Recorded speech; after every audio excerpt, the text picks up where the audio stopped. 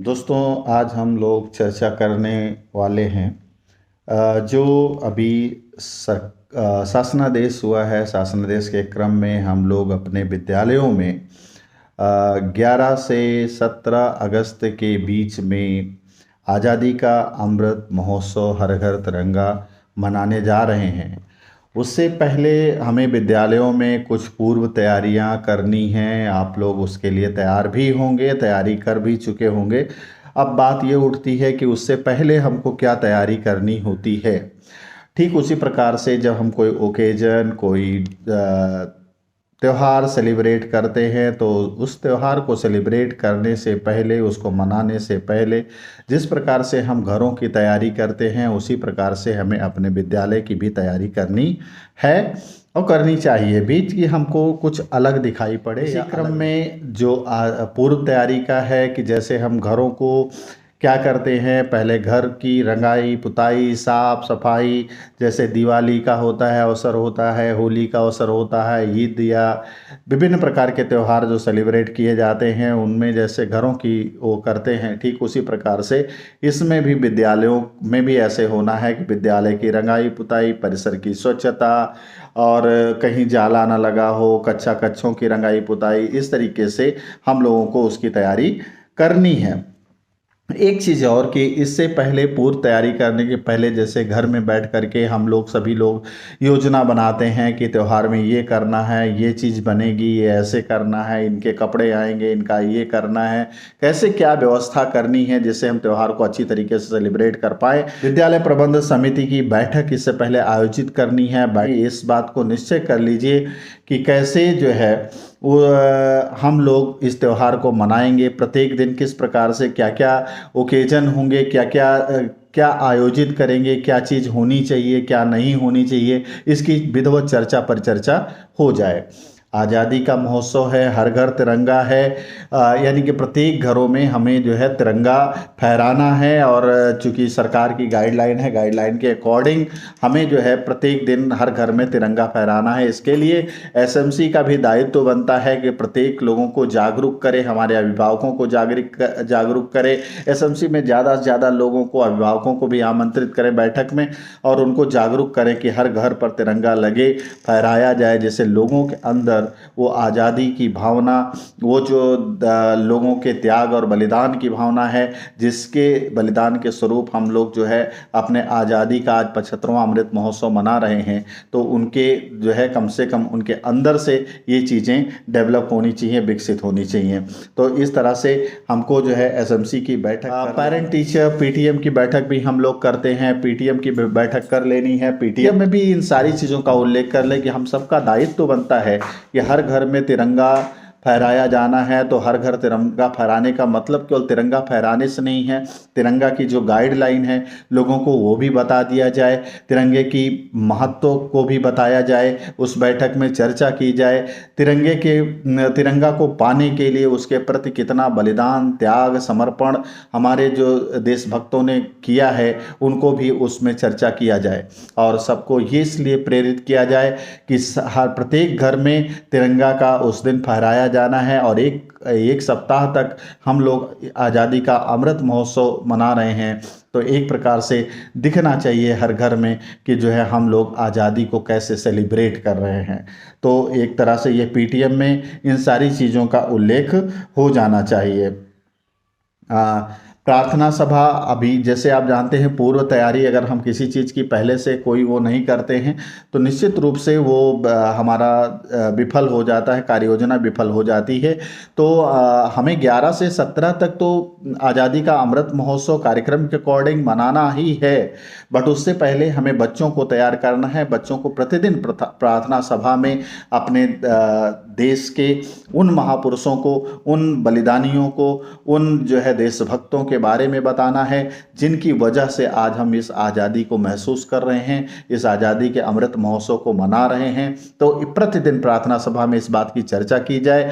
इसके साथ ही हमारा जो राष्ट्रगान है, हमारे जो राष्ट्रगीत है उसके बारे में भी बच्चों से प्रतिदिन उस पे बात करनी है। मतलब कि एक उसका नियम है, एक उसके गाने की विधा है, उसके अनुसार ही हमको उसका गायन करना है, या राष्ट्रगान गाना है, राष्ट्रगीत गाना है। तो ये बच्चों को पता होना चाहिए कि राष्ट्रगान गाने में 52 सेकंड का समय लगता है। राष्ट्रगीत हमारा जो वंदे मातरम है उसको गाने में 1 मिनट 5 सेकंड का समय लगता है। ये बच्चों को विधिवत इसी में हमको उसको पूरा करना है, और सावधान की मुद्रा में इसको गाया जाता है। इन सारी चीज़ों पे चर्चा कर रहे हमारा विजयी विश्व तिरंगा प्यारा, ये प्रत्येक बच्चे को कंठस्थ होना चाहिए। लेकिन ये तभी संभव हो पाएगा जब हम उसका अभ्यास प्रतिदिन करेंगे। तो हमें इन सारी चीज़ों पर भी प्रतिदिन प्रार्थना स्थल पर बच्चों के साथ ये करना है, को जागरूक करना है। नुक्कड़ नाटक के माध्यम से जैसे भी आप कर सकें, लोगों से संपर्क करके कि हर घर पर तिरंगा फहराया जाना है। बच्चों से आप लोग चाहे बच्चे खुद लिख सकें, स्वतः लिख सकें, या कुछ बच्चे हैं जो नहीं लिख पाते हैं, कक्षा 1 के बच्चे होंगे या नहीं लिख पाते हैं, तो ऐसे बच्चे जो ड्राफ्टिंग नहीं कर पाते, लिखना भी थोड़ा कम जानते हैं और जो लिख लेते हैं, उन सब के लिए आप लोग विद्यालय स्तर पर एक पत्र लिखवाएं। प्रत्येक बच्चे से एक पत्र लिखवाएं, उनके नाना नानी के नाम, उनके दादा दादी के नाम, उनके माता पिता के नाम, उनके भाई बहन के नाम, जो भी वो आज़ादी का अमृत महोत्सव मनाया जाना है, झंडारोहण किया जाना है, इन सारी चीज़ों का उल्लेख हो। तो ये बच्चे अपने घरों में जिसको प्रेषित करना है उनको देंगे, और उससे अगर उनके घर वाले नहीं पढ़े लिखे हैं फिर भी जो है वो उन्हीं से पढ़वाएंगे। तब भी जो है क्या है कि एक उनके अंदर भावना आएगी कि ये सर जी ने वहाँ पर लिखवाया था, मैडम ने लिखवाया था, तो एक ये आएगा कि नहीं ये चीज़ करनी ही करनी है। तो एक हमको ये भी बच्चों से इस सारी चीज़ों पर भी चर्चा कराना है। आप लोग जानते हैं कि ये सारा चीज़ जो है जो झंडा का प्रोटोकॉल है, उस प्रोटोकॉल के अकॉर्डिंग ही हम लोग जो है उस चीज़ को करेंगे। एक निश्चित प्रोटोकॉल होता है, हर एक चीज़ का एक नियम होता है, कानून होता है। उस नियम कानून के अंतर्गत हम लोग भी बाउंडेड हैं, और झंडे के भी नियम हैं, झंडा संहिता है, उस नियम को फॉलो करना है। तो इसके लिए हमें पहले से ही विभिन्न तैयारियां करनी होगी। जैसे आप जानते हैं कि अब इसके दौरान हम लोग क्या करेंगे, एक समिति का भी गठन जिले स्तर पे भी हुआ है, किया जाना है, हो गया है, और उसके बाद में ब्लॉक स्तर पर भी समिति का गठन हुआ है। और इस समिति में कौन लोग होंगे? इस समिति में खंड शिक्षा अधिकारी महोदय, ARP गण और ब्लॉक संकुल शिक्षक होंगे।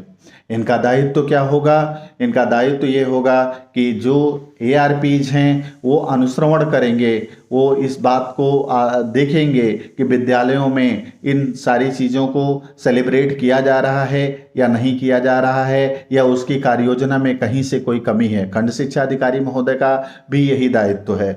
उसके बाद में हमारे जो संकुल शिक्षक हैं, आप जानते हैं कि उनको भी आवंटित हुए हैं विद्यालय, तो उनको आवंटन 4 विद्यालय, 5 विद्यालय, 6 विद्यालय का जिस प्रकार से आवंटन हुआ है, वो अपने विद्यालयों की मॉनिटरिंग, डेली मॉनिटरिंग करेंगे कि उनकी तैयारियों की स्थिति क्या है और क्या वास्तव में तैयारियां पूरी कर ली गई हैं, कि प्रत्येक दिन जो ये हमारा आज़ादी का अमृत महोत्सव है, प्रत्येक दिन का जो कार्य योजना है, उस कार्य योजना के अकॉर्डिंग वो काम हो रहे हैं या नहीं हो रहे हैं। तो इस प्रकार से इसके निगरानी में सारा कुछ होगा। और जो भी 11 से लेकर 17 तक विद्यालयों में किया जाएगा, उस कार्य योजना पहले से ही ड्राफ्टिंग कर ली जाए। ये ना हो उहापोह की स्थिति हो कि इस दिन हम क्या करेंगे, कैसे क्या करेंगे, तो ये स्थितियां क्रिएट ना हो। तो क्या करना है? एक तो देखिए, प्रभात फेरी प्रतिदिन निकाली जानी है। 7:30 बजे प्रभात फेरी प्रतिदिन निकाली जानी है। प्रभात फेरी में क्या होगा? प्रभात फेरी की तैयारी भी विशेष महत्व रखती है। इसके लिए आप प्रत्येक बच्चे को प्रेरित करें, अपने गाइडलाइन में, अपने गाइडेंस में बच्चों से झंडा तैयार करवाएं। चाहे प्रत्येक बच्चे के हाथ में झंडा हो जब प्रभात फेरी निकाल रहा हो। एक झंडा बच्चा एक होस्ट करके, जो होस्ट होगा वो फ्लैग को लेकर के चलेगा। वो फ्लैग हमारा जो होगा वो खादी का झंडा होगा जो लीड करते हुए चलेगा।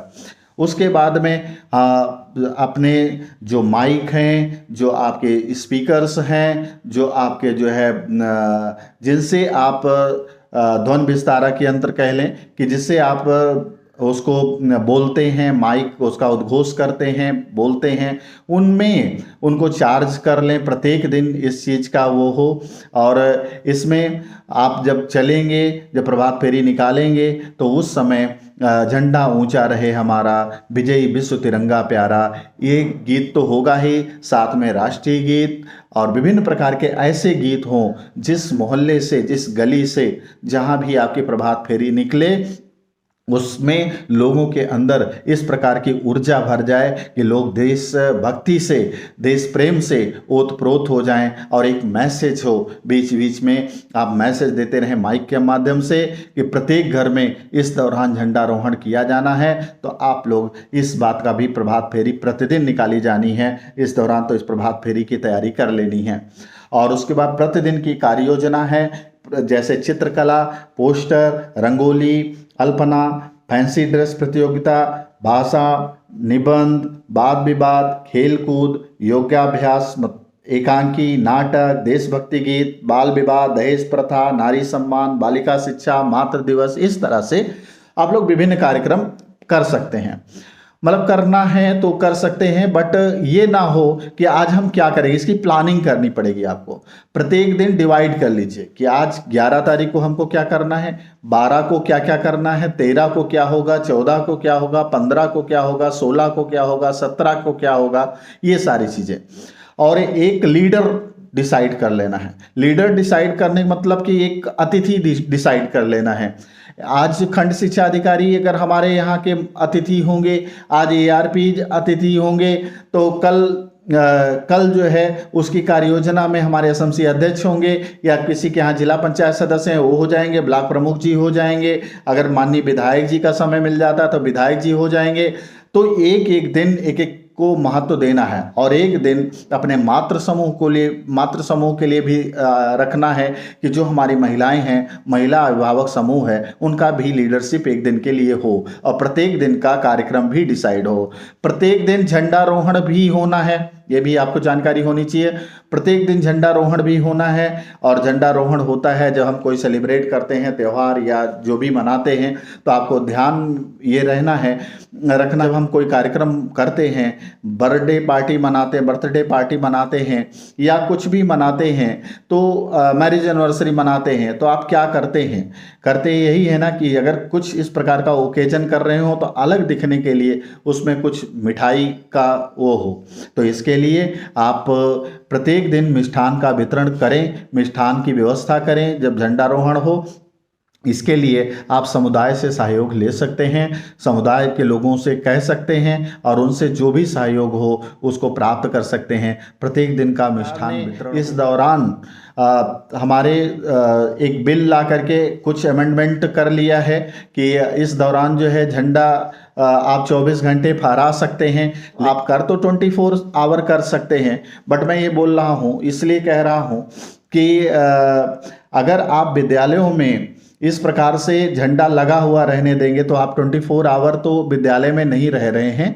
तो झंडा अगर कहीं हवा चलती है, गिर जाता है, झंडा झुक जाता है, झंडे को मान लीजिए कि आप ऐसे एरिया में रहते हैं जहां बंदर वगैरह हैं, झंडे को उखाड़ लेते हैं, फाड़ देते हैं, तो ये झंडे का अपमान हो जाएगा एक तरह से। तो हम झंडे को सम्मान के साथ हम लोग सूर्यास्त के पहले ही उतार लें, और उतार के उसको फोल्ड करके ऑफिस में रख दें। दूसरे दिन कंटिन्यू इसी प्रकार से हमको ये करना है। तो झंडे के सम्मान को भी हमको बहुत अच्छी तरीके से ध्यान में रखना है, झंडे की पूरी तैयारी कर लेनी है, झंडा देख लेना है कि कटा पिटा ना हो, यानी झंडे का अपमान कहीं से नज़र नहीं आना चाहिए। झंडा ये भी ना दिखाई पड़े कि बहुत पुराना झंडा है, बहुत रखा हुआ था, गुंजटा पुंजटा दिखाई पड़ रहा है, तो इस प्रकार से ना हो। झंडा फ्रेश बिल्कुल लगे, झंडा फहराए तो एक बार हमारे मन में भी उमंग दौड़ जाए, उन क्रांतिकारियों के प्रति, उस आज़ादी के प्रति हमारी जो वेदना हो